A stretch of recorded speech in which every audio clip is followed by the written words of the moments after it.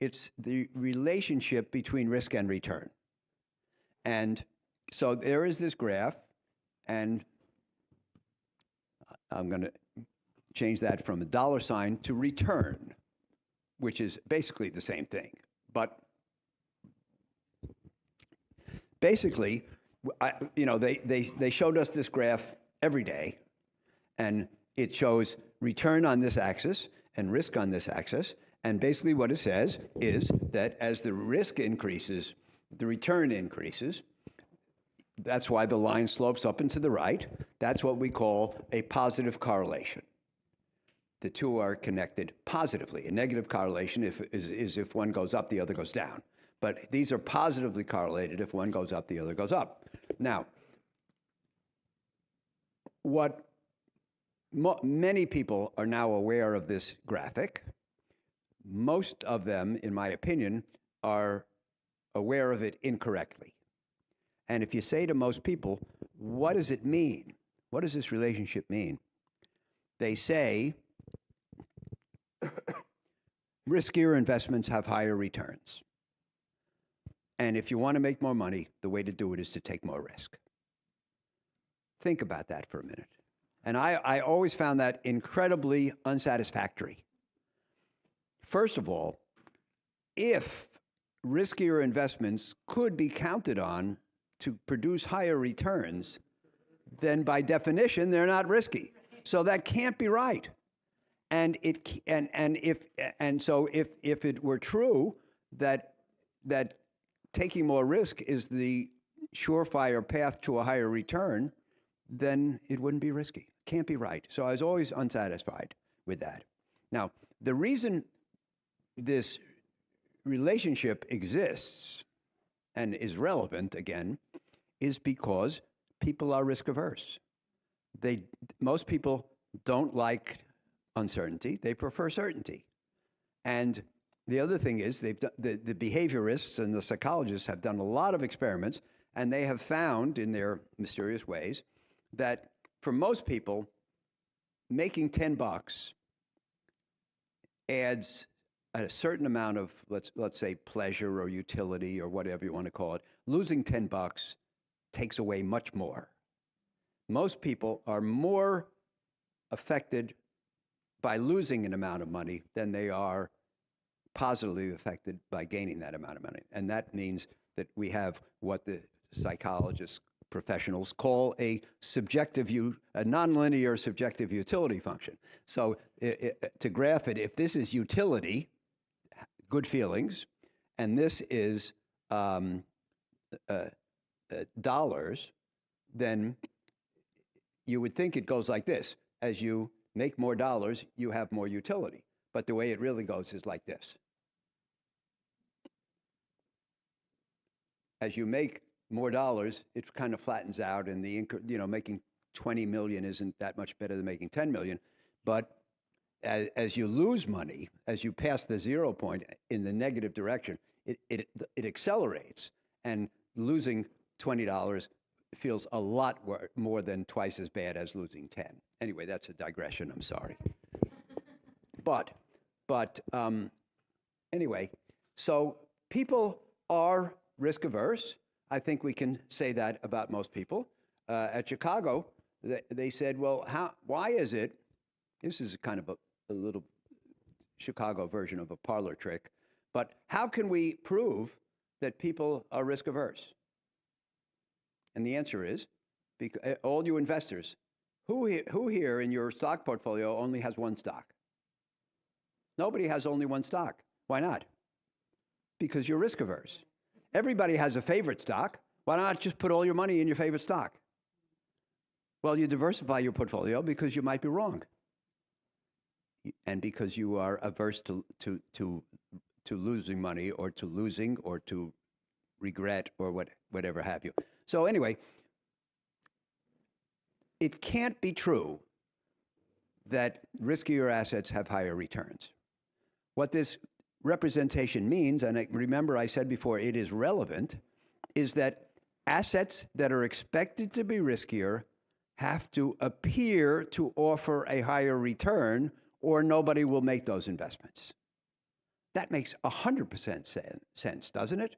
So that's what this relationship means, and that's the import that you should take away from it. So risk bearing is not guaranteed to produce a better outcome, but it is something you can do to try to have a better outcome, and you'll have a better outcome if you get lucky, if you do it well. So I was never happy with the original formulation that riskier assets have higher returns. And so I imposed some this is what we call a bell-shaped curve in our business. It's a probability distribution that defines outcomes. Well, or not necessarily just outcomes, but I mean, let's say this is, on this axis, we have the height of people, let's say men, and this is the probability. So we know what the average height is, 5'10", and we know that some people are 6'2", and some people are 5'8", and once in a while you'll find somebody who's 5 feet, and once in a while you find somebody who's 7 feet. And so the distribution of heights follows a bell-shaped curve. And this is, we think about things.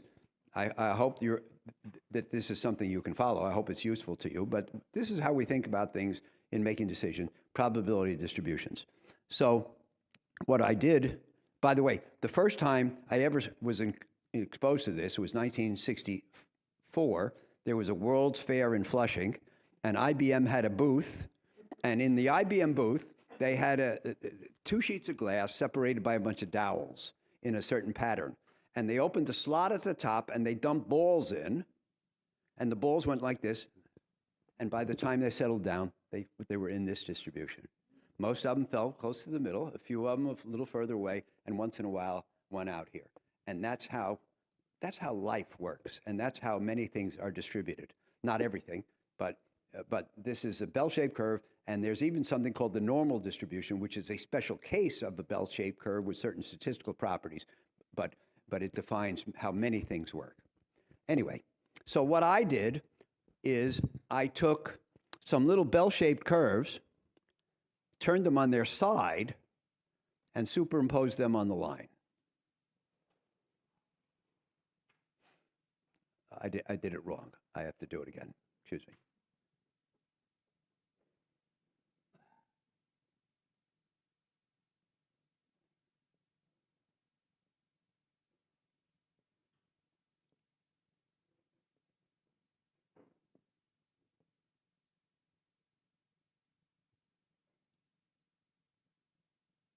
Okay.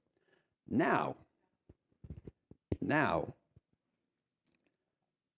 remember by the way, I didn't change the baseline. The baseline is unchanged. And in the last iteration, as you moved from left to right, when you increased the return, you increased the risk. And as I said, I think that gives the wrong impression because it suggests a dependable relationship. The presentation was so linear as to look regular. But now, if you take a little risk, you get your expected return is low, but there's not much uncertainty. Little risk. As you move out the risk parameter, the expected return, that's this part of the bell-shaped curve, the expected return rises, but the range of outcomes increases, and the possibility of the bad outcomes become worse and worse. That's risk. The first thing, this thing, did not portray that sense. I hope, can you follow this? But this is how the world works. As you do riskier and riskier things, you do it. Why would you do something riskier? Because you expect a better outcome. But why? What does it mean to do something that's riskier? It means you're accepting a wider range of possible outcomes, some of which are quite bad. So, the highest returning form of investing most of the time is something called venture capital investing. And you invest in startup companies, and you hope you're going to find the next Amazon or the next ChatGPT. And, the people who invested in Amazon when it started have made probably, what, 1 million times their money, right? If you put in $1,000, then you have $1 billion today. I don't know what the right number is, but something like that. Well, Amazon, for example, was $6 in 01, and then I looked at it some year. I'm not in the stock business, so I don't look often, but the last time I looked, it was 3,300. So it went from 6 to 3,300.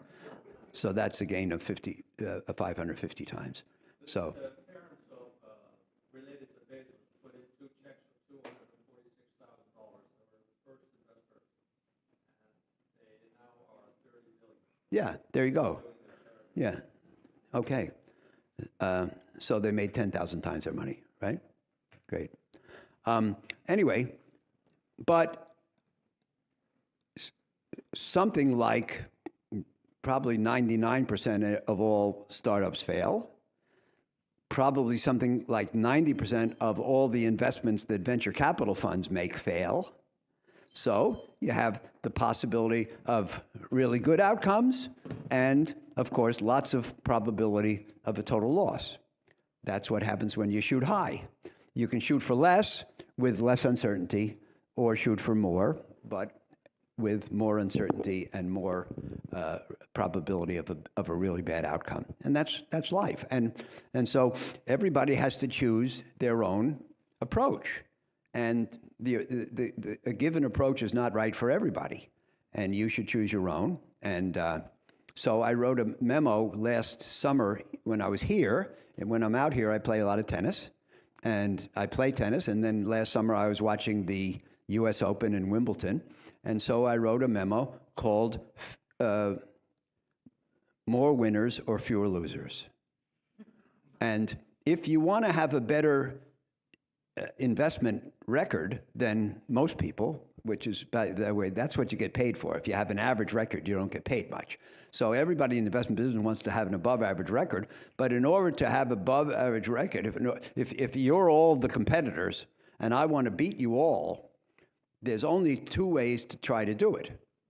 I can have more of the things that go up a lot than you do, or less of the things that go down a lot than you do. I can try to do both. It's very hard to do both because the people who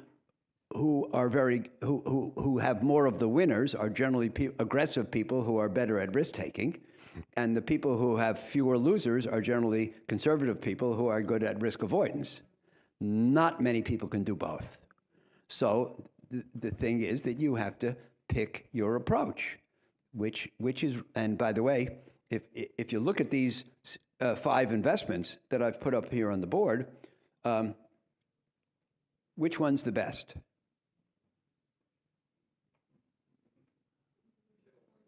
No, there is no best. There's no best, there's no worse, because each one of them is a fair proposition relative to the others. If you take more risk, you get a higher expected return at the risk of a greater uncertainty and greater probability of loss. So one is not better than the other, they're just different. And one might be better for you, but a different one might be better for you. And so I think, so when I wrote this memo, fewer losers or more winners, basically what I was saying is everybody should pick their game plan. Picking a game plan doesn't mean you're going to succeed at it, but it's hard to succeed at any game plan unless you've picked it and worked hard to make it work. So anyway, that's number 2. the relationship between risk and return. And basically, just like I was ambivalent about the efficient market hypothesis, I'm ambivalent about this. You can't expect to make a lot of money just for taking risk. The old way of looking at it says risk-taking pays off with higher returns. That's silly. You can't expect to make money just for taking risk, but you can't expect to make money without taking risk. So you have to have a healthy relationship with risk.